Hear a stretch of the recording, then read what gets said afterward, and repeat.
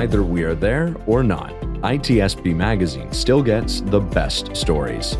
There are plenty of conferences and all sorts of events that spark our curiosity and allow us to start conversations with some of the world's brightest minds. In person or virtually, we sit down with them at the intersection of technology, cybersecurity, and society.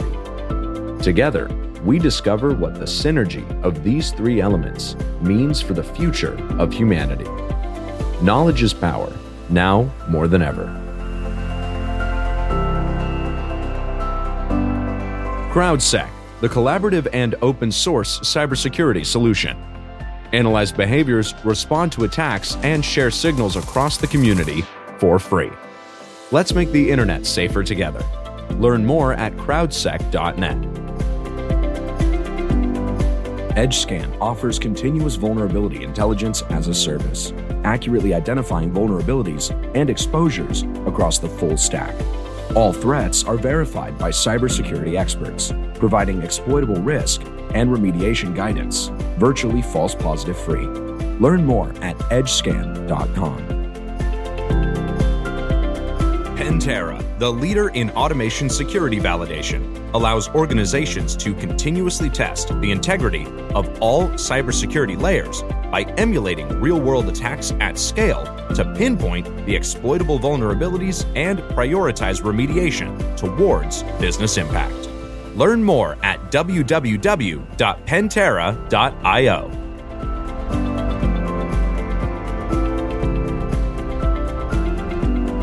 Marco. Sean. Vroom, vroom. You're on the road? What are you doing? I'm not. My car is backfiring and I don't know what the hell's going on. Come on, I know you're that little like model car on the desk and you're like making the noise. It was the auto update. I don't know what the hell happened. Well, I cannot think of more of a chat on the road to a conference than when we actually talk about cars. Right. And hacking cars. So this is just perfect. I love your vroom vroom. Somebody got it. If not, think you're crazy and that's okay.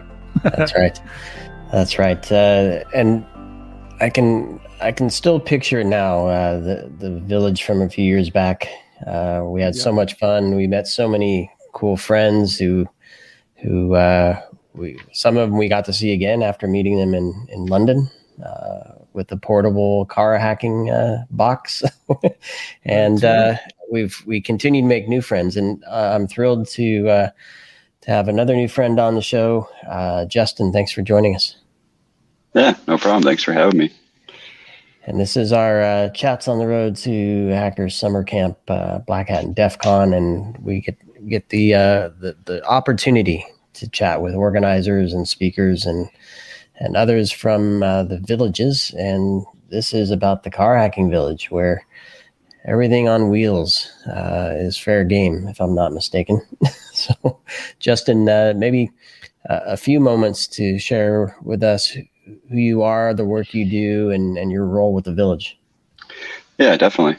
Hello, everybody. I'm Justin, car hacking village lead this year. I've been leading it for the last 2 years prior to this. So I took over from Robert Lieli in 2020, the year that we did the whole remote. We were actually in a garage, just kind of posted up, had a couple of vehicles in there and set our whole entire CTF thing up remotely. That was the first year I took over car hacking village. It was a little bit of a hybrid with Robert. And then last year was my first year kind of doing everything on my own. I mean, obviously we have a lot of support and Robert's still there helping. And then this year's more, he's cutting the strings even more on me, just like, hey, your turn to lead and drive this thing how you want to drive it. So yeah, it's definitely been a lot of fun. Work-wise, I've been in the automotive industry for the last 10, 11 years. I recently actually just got out of automotive. I went into the consulting side so I can kind of mess around with more electronics than just cars. I still mess around with cars a lot. I still do a lot of training and teaching with cars and different aspects of vehicles, but I don't know. I just wanted to see what else is out there and play with other electronics as well. Nice. Break some other stuff. Speaking of electronics, I have to make this point because I dream about it all the time because I actually left it in LA. I don't have it on my person. It's the car hacking village badge from I think it was 2019. Yes. The wrench. I love that thing. It's probably the best badge I own. Yes, the wrench. We had a couple different wrenches, and then we had the Jetsons one. Yes. What did we have last year? Oh, we had a little bow tie one last year. The one this year is really cool. Tell us about it. It's a skull and crossbones. It was developed by a company named Intrepid. They actually developed everything in-house within the company, and they actually fabbed and made all the boards in Michigan. So it's all locally made. Everything's done in the United States. The badge has a Raspberry Pi Pico board into it that connects right into some CAN adapters, and it allows you to essentially, do more CAN interactions. They're calling it OBD kill, so kind of going off the USB kill pun. I don't have full details on everything yet. I'm still learning a lot of the stuff as things are getting released, but it's definitely a really cool badge. The fact that it's got the Raspberry Pi on there, I think is just, blows out of the water, because now anybody can reprogram it. You can design, it's connected right into the CAN transceiver, so people can program however they'd like to and be able to, do their different things with their vehicles. Yep.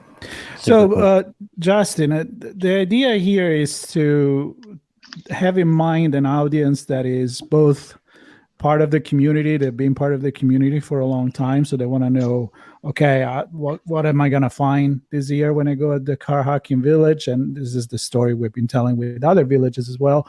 But it's also for people that come there for the first time, people that want to enter in the industry, or maybe they're doing it as a learning. I mean, I know a lot of students this year are coming, DEF CON and Black Hat as well. So tell us, is there something that it needs to advertise for what's happening this year? Like, what people are going to find there, and what can appeal to one kind of community member versus the new community member? Yeah. So there's, as always, we always have a CTF. We try to give as many hands-on challenges as possible, especially on vehicles or on components of vehicles that people may not have access to. That's one of our biggest things, whether you're a novice person or an expert. We want to be able to give you guys the environment to play around in and not have to worry about damaging something, not have to worry about not having the tools. And then on top of that, we also like to have the expertise around. So that's why we bring a lot of different volunteers in from the industry to help out as well. So for the newcomers that might not know like what tools or how to run a certain command or what to look into, we have a lot of different volunteers and staff that are, always here to help the newcomers learn what components in cars they can get into, what's even in cars. So a lot of students, I do a lot of teaching outside, and a lot of students always ask me, like, how do I get into vehicles? What part do I get into a vehicle? They seem very complex. And I typically just try to ask them, like, what area of technology are you interested in? Do you like web? Do you like networking? Do you like programming? Like, pick your sauce. Vehicles have it all. Do you like to just mess with maybe wireless stuff, whatever? So we try to bring that environment to DEF CON and to the village to allow people to have hands-on experience. So. And certainly the innovations in the auto industry continue, right? Autonomous cars and certainly battery technology. I'm sure there's a lot surrounding that as well. How do you, as a village, kind of keep up on all of that and help bring some of that to the folks that join you at DEF CON and beyond? Yeah, no, that's actually a really great question. So this year, I don't know if you guys have seen in the news, I think it came out about June timeframe. There was that issue with the Honda key fobs it's actually just a fixed code. Once you get the key, you can unlock and lock that vehicle as many times as you'd like. That just was released, like I said, in June. We actually will have the vehicle on the floor at DEF CON this year, and there will be challenges around that actual exploit. So that's one of the ways we try to keep abreast of new exploits and things that are coming out. But in regards to technologies as well, we always try to bring the newest, whatever cars are coming out. Like we've always had a Tesla bench out there. I think that's always kind of cool, allowing people to play with a Tesla, the infotainment system, all that. This year, we will actually have a Model Y on the floor as well. So people, we'll be able to play around with that as well. So we try to. Did they get to smash it this year too? No smashing this year. Yeah, that was the one we gave away. Maybe if we give one away another year, we'll allow them to smash. But yeah, we had a lot of fun. Yeah, that's what I have in my mind, because we were there that year. It was like, I think 2019, before everything shut down. And I can picture that Tesla right there and people going at it. It's kind of crazy. I think my favorite one was, so the way that challenge worked is in the CTF, there was essentially like a die or a ball you can roll, and whatever number you get, there's certain items of what you get for the CTF. So some of it might be like -10 points to your team, -10 points to whatever team, but some of the numbers on there had like drop a bowling ball on the Tesla, or my favorite one was hack the Tesla. But what they did is they took a hacksaw and they sawed the hood in half. So that was a version of hacking the Tesla. Right. Talking about getting creative, right? That's in good shape, I remember. Yeah, that was. They drove it home though. They had to put. I think they had to put a piece of cardboard over the hood though. It was completely gone. Hey, it's still worth it. Yeah, exactly. Nice one. Well, so let's talk about talks. I know one of the beautiful things about the villages is all this hands-on experience where you get to play with vehicles and dashes and systems and networks and apps and all the fun stuff. But there's also the learning part where researchers and others come together and share the work that they've done. Can you maybe highlight some of the talks you have going? And I don't know, are those on site there or online, or what are those looking like? Yeah, so the talks that we have this year, they will all be remote. So they'll be hosted on our Car Hacking Village channel, our YouTube channel. It's also all available on our website. So if you go to carhackingvillage.com, scroll down a little bit, it'll show the area for our talks. If you click on that, it'll list all the talks and their descriptions. And then it also has the YouTube links for each talk. A lot of the talks this year are focusing around some different tools that people have been developing. One of the big talks that we have, as well as, like I was mentioning earlier, with that Honda hack that recently came out, the guy that helped develop that and was in the news for it, he'll be presenting his findings there, and as well as possibly giving some special things out at the end of the presentation. I guess I don't want to give that away right now. But yeah, he's pretty new to the industry. He's pretty excited about everything. I've talked to him a few times, so that talk seems like it'll be pretty cool. There's also going to be a talk on our badge, so going over the details of our badge, what it's used for, what else, other capabilities you may have with it. And then there's one other talk, I think, on some wireless stuff as well, and biometrics. So there's a pretty wide range of different content that will be provided out there. I know. I know you described the badge, but for folks that may not know, it's actually a functional badge, right? That connects. Absolutely. Can you just? I know you said it connects to the CAN bus, but can you maybe describe that a little more? What people can do with it? So my understanding, and I'm going to slaughter this one, and I feel bad because they haven't provided me all the details. With the whole OBD kill function, there is a way to plug it in and just essentially kill the CAN on a car. That's my understanding. I don't want to try to guess more details because I'm going to look like an idiot. So no, we don't want you to do that. So we'll wait for the talk that comes out. That's cool. All right. Let me take this time to do a little walk back, because I think it's important especially for a village that's been around like yours.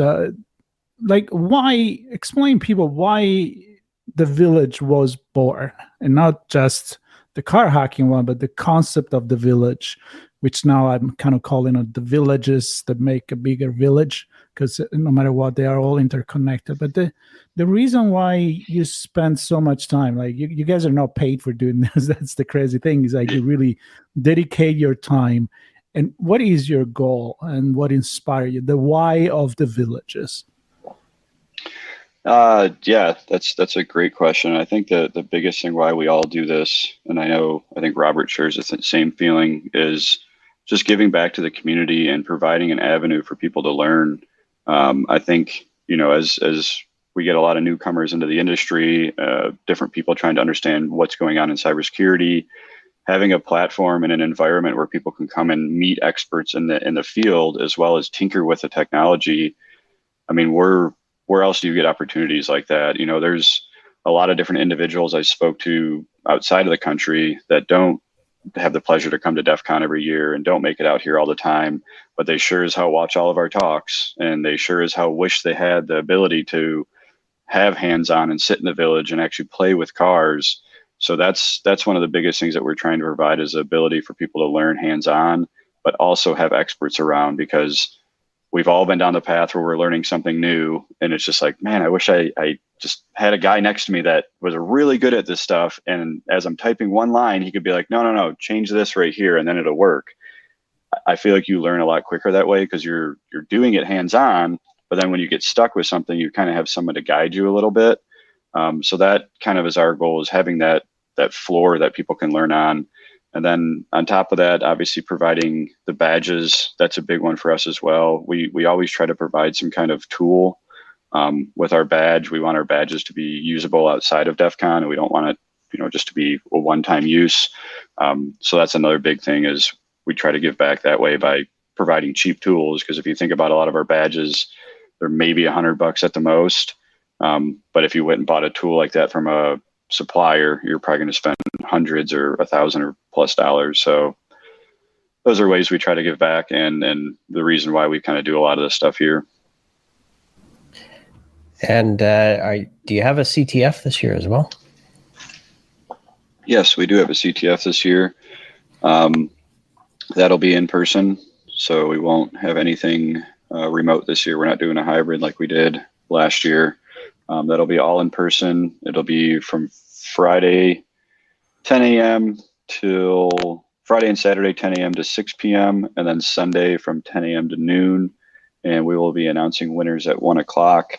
There will be a lot of really cool challenges in there. A different one that Robert recently was working on is like a virtual car simulator. So the entire car is essentially built into a video game, it looks like. And you can plug into this video game and get access to the car and start, sending CAN messages or interacting with the car in different ways. But the car essentially has fuel, and it has, different attributes in it, like a real vehicle. And people have to try to drive it on a track and race each other and different things like that. But it's all through hacking the vehicle in a virtual simulation. So I think that one's going to be really cool, because it gives more access to vehicles. So when we have one vehicle down there, it's hard for us to give access to 20 or 30 people to hack on that vehicle at one time, because obviously bandwidth and everything we're limited on. So once you put it out into a cloud-based system and virtualize it, now you can get a lot more people to kind of play the game and go along. So that's a really cool one that's coming out. And then there's a couple of our sponsors are working on a few different challenges in regards to, what their industry or where they're coming from. So I think there might be some autonomous stuff. Another thing that's funny with our CTF, the way we work on it or do it, because obviously we don't want somebody to know the flags. I don't even know the flags. I don't know all the details. We have things kind of siloed to make sure that for security and safety reasons, people can't just game the system.